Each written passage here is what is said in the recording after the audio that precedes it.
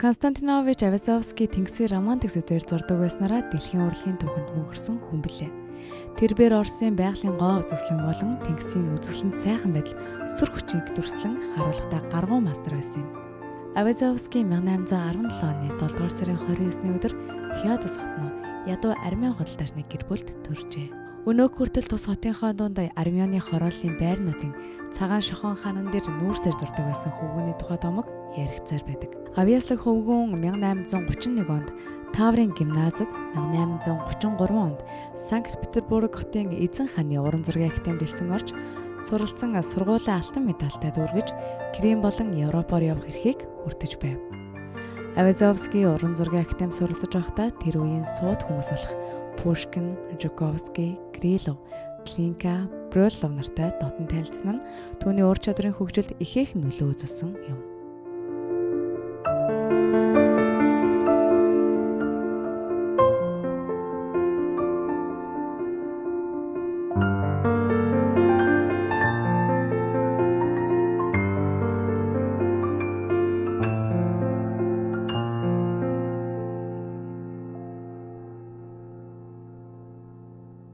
Хар тэнгисийн ирэг дээр төрлөх Феодос хотноо Авазовский уран зоригтой ажиллан байгалыг онцгой анхааран судалж Ялта, Гурзуф, Севастопол, Феодос, Керчийн дүр төрхийг дүрслэн зурж байв.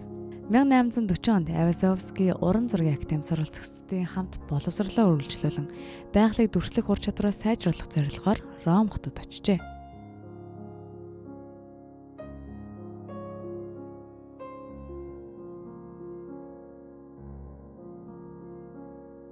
Тэрээр Италиг зорихдоо Оросын урлагийн уламжлалын нандин бүхнийг өөртөө шингэн өвлөн авч чадсан мастер болсон байв. Ийхүү Авазовский гадаадад уйггүй ажиллан хэдэн жилийг өнгөрүүлэхдээ Ром, Венец, Флоренц, Неаполийн музейнууд дэх сонгодог урлагтай танилцж Герман, Швейцар, Голланд, Франц, Англи, Испани, Португалд очиж байв. Тэрээр богино хугацааны дотор Европын хамгийн цуутай зураач болж чадсан юм. Түүний зурсан зургууд нь үзэгчдийн сонирхлыг маш ихээр татаж байлаа. Тэр үед Италид амьдарч байсан зохиолч Гогол, зураач Иванов, Петербургийн уран зургийн академийн профессор Ярдан, Английн нэрт тэнгисийн зураач Тёрнер нар түүнд талархан баяр хүргэж байлаа. Энэ үед зураач Авазовскийн уран бүтээлийн арга барилын төлөвшин тогтсон байсан бөгөөд түүндээ насан туршдаа үнэнч авсан юм. Авазовский гадаадад 4 жил болоод 1844 онд ирэхдээ Ром, Парис, Амстердамын уран зургийн академиудын академич, уран зургийн нэрт мастер болоод ирсэн байв.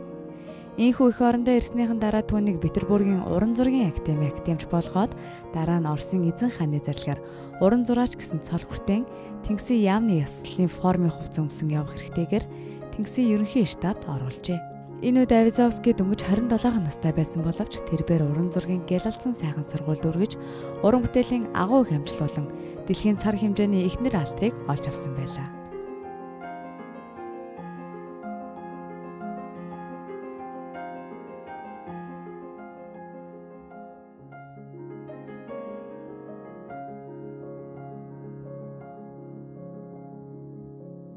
1845 онд Авазовский Феодос хотноо өөртөө байшин барьж эхэлсэн бөгөөд энэ нь түүний сэтгэлийг төрсөн нутаг болох хар тэнгис нь үргэлж татаж байсантай холбоотой гэв.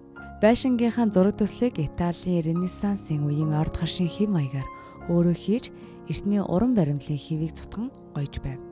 Түүний гэр болон урлангаар зураач Репин, Шишкин, Семирадский, нэрт цуглуулагч Трятков, Польшийн гарамгаа уран хийлж Генрих Винявский, зохиолч Чехов зэрэг тухайн үеийн олон сууд хүмүүс айлчлан зочилдог байв. Жишмэн эл байшин доторх цэлгэр том урландаа 6000 зургийнхаа ихэнхийг нь зурж байж. Тэдгээрийн дотор 9 дэх давалгаан, хар тэнгис, давалгааны дунд зэрэг бүтээлүүд нь багтдаг.